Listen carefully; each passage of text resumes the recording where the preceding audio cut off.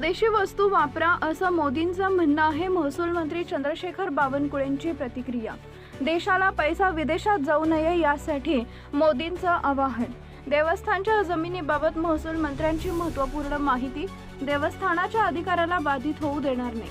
भारताचे पंतप्रधान हैदराबाद इथे एका जाहीर सभेत भाषण करताना पेट्रोल डिझेलचा वापर कमी करा, वर्क फ्रॉम होम करा, अनावश्यक खर्च टाळा, स्वदेशी वस्तूंचा वापर करा असं आवाहन केलंय। महाराष्ट्र राज्याचे महसूल मंत्री चंद्रशेखर बावनकुळे यांनी सोमवारी सोलापुरातून तमाम भारतीय जनतेला आणि महाराष्ट्रातील जनतेला आवाहन केलंय। स्वदेशी वस्तूंचा वापर अधिक करा। उदाहरणार्थ घरगुती गॅस वापरण्याऐवजी सौर ऊर्जेवर चालणारी शेगडी वापरा। एका महिन्याचा घरगुती गॅस वापरा। 4 महिन्याचे सौर शेगडी इतका वापर होतो। युद्धजन्य परिस्थितीमुळे बांगलादेश सारख्या देशात कांदा निर्यात बंद झाली आहे, त्यामुळे कांद्याला योग्य भाव मिळत नाहीये। मुख्यमंत्री देवेंद्र फडणवीस ही वेळीच निर्णय घेतील अशी प्रतिक्रिया चंद्रशेखर बावनकुळे यांनी दिली आहे। रविवारी दिवसभर सोलापूर दौऱ्यावर आले असता विविध कार्यक्रमांना हजेरी लावून सोलापुरात मुक्काम केला। सोमवारी सकाळी माध्यमांशी संवाद साधत मोदींच्या आव्हानाला सकारात्मक घ्या असं आवाहन त्यांनी केलं आहे। विकास लवांडे प्रकरणावर बोलणं टाळले। राष्ट्रवादी शरद पवार पक्षाचे नेते विकास लवांडे यांच्यावर संग्राम भंडारी यांनी शाईफेक केल्यानंतर 2 बाजू समोर आलेत। संग्राम भंडारी यांच्या विरोधात आणि समर्थनार्थ मत्स्य व बंदरे विकास मंत्री नितेश राणे यांनी संग्राम भंडारी यांच्या कृत्याचं समर्थन करतात। महसूल मंत्री चंद्रशेखर बावनकुळे यांनी याबाबत बोलणं टाळलंय। राज्याची पोलीस यंत्रणा याची अधिक चौकशी करत आहे। पोलीस प्रशासन योग्य ती कारवाई करत आहे अशी प्रतिक्रिया बावनकुळे यांनी दिली आहे। देवस्थान जमिनीच्या अधिकारांना बाधा होणार नाही, बावनकुळे। देवस्थानच्या जमिनीबाबत बोलताना महसूल मंत्री चंद्रशेखर बावनकुळे यांनी स्पष्ट केले, महसूल खात्याच्या वेबसाईटवर आम्ही कायदाच अपलोड केलाय। जनतेनं त्या कायद्याचा अभ्यास करावा, हरकती नोंद कराव्यात। देवस्थानचे अधिकार बाधित ठेवून कुळाचे अधिकार काय, वहिवाटदारांचे अधिकार काय आहेत यावर सरकार काम करतंय। मात्र हे सर्व करताना देवस्थानचे अधिकार बाधित होणार नाहीत याची काळजी घेतली जाईल असंही बावनकुळे यांनी आवाहन देशवासियांना केलेलं आहे की कोणत्याही पद्धतीने खर्च जो आहे तो टाळावा, अगदी सोनं नये, वर्षभर प्रवास करावा, अशा वेगवेगळ्या कल्पना ज्या आहेत त्या पंतप्रधानांनी आवाहन केलेलं आहे। कसं पाहता या आवाहनाकडे, काय मला असं वाटतं की माननीय पंतप्रधान नरेंद्र मोदींचं आव्हान स्वदेशीकडे झुकावाचं आहे।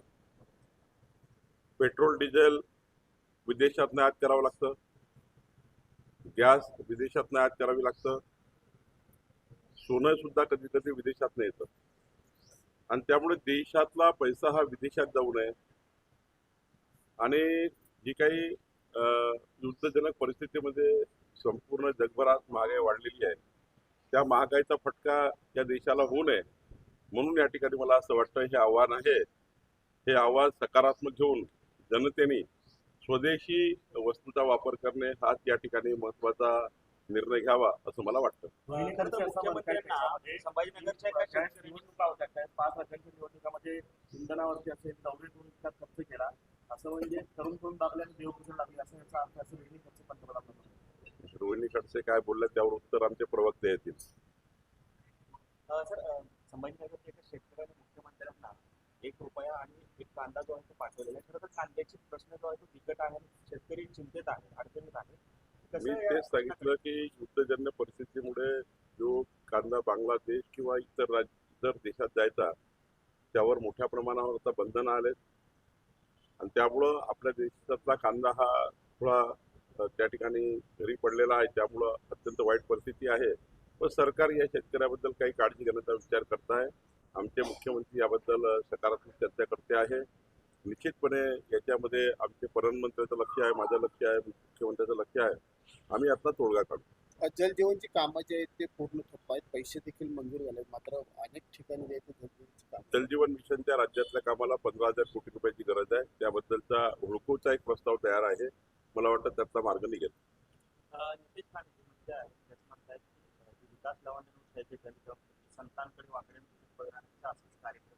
त्यामध्ये कालही मी सांगितलं आपल्याला की पोलीस योग्य पद्धतीने सर्व बाजूचा तपास करत आहे आणि याचा जे काही तुम्हाला दिसेल की योग्य तपास झालेला, योग्य कारवाई झाली। सर, ओबीसी प्रवर्गातील 27 जाती अशा आहेत ज्यांचं केवळ कॉमर्स नावाचं स्पेलिंग मिस्टेक अशा कारणांवर केंद्रीय सेंट्रल ओबीसीच्या यादी समावेश होऊ शकला नाही. त्याच्याबद्दल मी फॉलोअप करणार आहे. कालच ती माहिती मला कळलेली आहे. कॉमा स्वल्पविराम वेलांटी म्हणून 27 जातींचा त्या ठिकाणी ओबीसी मध्ये अडचणी निर्माण झाल्या. राज्यामध्ये 18 प्रगत जाती 12 मुद्देदार समाज याला मजबूत करणे राज्य सरकारची जबाबदारी आहे. राज्य सरकार फॉलोअप करेल. साहेब आता सोलापुरातील बीटूची मागणी जोर धरते, कधीपर्यंत विषय मार्गी लागेल काय सांगाल? सोलापूरचा अत्यंत महत्त्वाचा B1, B2H आणि गुंठेवारी हे चारही विषय मला या ठिकाणी आमचे अध्यक्ष तळवटकर आणि आमचे या ठिकाणी सौ रोहिणीताईंनी आणि श्री आमचे आमदार हे रोजच विधिमंडळात मागे लागून आहेत. या ठिकाणी आमदार कोठेजी आणि त्यांनी हा प्रश्न महानगरपालिकेच्या निवडणुकीची माझ्यासमोर मांडला होता. विधानसभेच्या निवडणुकीच्या वेळी माझ्यासमोर मांडला होता. महिन्याभराच्या आत मी मंत्रिमंडळासमोर जाईल. राज्याचे मुख्यमंत्री सकारात्मक आहे. त्यांनी सुद्धा सोलापूरवासियांना शब्द दिला आहे की येणाऱ्या महिन्याभरामध्ये B1, B2 आणि H हा जो सत्ता प्रकार झालेला आहे यामुळं लोकांच्या बांधकामावर बंधनं आले आहेत. त्यांना त्याचं स्वामित्व मिळत नाही आहे. त्यामुळं ह्या सर्व प्रॉपर्टी क्लास 1 करणे, या प्रॉपर्टी फ्री होल्ड करून देण्याची शासनाची भूमिका आहे. महिन्याभरात शासन निर्णय घेईल. दुसरं गुंठेवारीमध्ये कालच मी चर्चा केली आहे. आमच्या महानगरपालिका आयुक्त आमचे तिकडे SLR आहेत, कलेक्टर आहेत, त्यांना मी सूचना दिलेली आहे की महिनाभराच्या आतमध्ये गुंठेवारी जी आहे ती गुंठेवारीमध्ये जे लेआउट अडकलेले आहेत त्यामध्ये तुकडेबंदी कायद्याचा वापर करून त्या सर्व इकडे तुकडेबंदी कायद्याचा वापर करणे, म्हणजे तुकडेबंदी कायद्यानुसार मुख्य प्रॉपर्टी कार्ड जे आहे लेआउट धारकाचं त्या कार्डवर सर्व तिथे राहणाऱ्या रहिवाशाची प्रॉपर्टीची नावं घेणे. तुकडेबंदी कायदा साधारणतः एकच आहे. तुकडेबंदी कायद्याचा अंमल करणे, जो कायदा आम्ही निरस्त केला त्याच्या कलमाचा वापर करणे आणि इकडे गुंठेवारी कायद्याचा वापर करणे. दोन्ही कायद्याचा वापर केला तर निश्चितपणे सर्व गुंठेवारीमध्ये राहणाऱ्या लोकांची घराची प्रॉपर्टी कार्ड हे त्या ठिकाणी वेगळं बनेल आणि त्यामुळे इकडे गुंठेवारी आम्ही पूर्ण करू आणि दुसरीकडे सत्ता प्रकार एक करू. गुंठेवारीमध्ये अनेक मालमत्ता गुंठेवारीची आहेत, पण मूळ मालक सही घेत नाही. त्याला काही फरक पडणार नाही. फार लोकांना अशा प्रकारे फसवता येत नाही म्हणूनच तुकडेबंदी कायदा निरस्त केला आहे.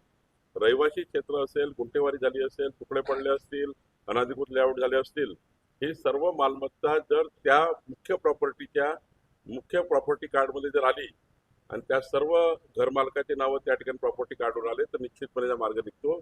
नागपूरमध्ये आम्ही 1.5 लाख घरांना असा निर्णय घेतलेला आहे. सोलापूरमध्ये हा निर्णय आम्ही घेऊ. देवस्थानाच्या ज्या जमिनी आहेत त्या कसणाऱ्यांनाच मिळतील. गावठांमध्ये जे कसणारे आहेत त्यांना त्या मोफत मिळतील अशा पद्धतीचा राज्य सरकारचा निर्णय. गल्लत आहे तुमची. असा निर्णय नाही आहे. परवा आम्ही महसूलच्या वेबसाईटवर कायदा अपलोड केलेला आहे. माझी राज्याच्या सर्व जनतेला आपल्या माध्यमातून विनंती आहे, त्या कायद्याचं प्रारूप आलेलं आहे. आपल्या सर्वांना त्यावर हरकती सूचना देण्याचे अधिकार आहेत. त्यावर स्पष्टपणे असं लिहिलेलं आहे की देवस्थानाचे हक्क बाधित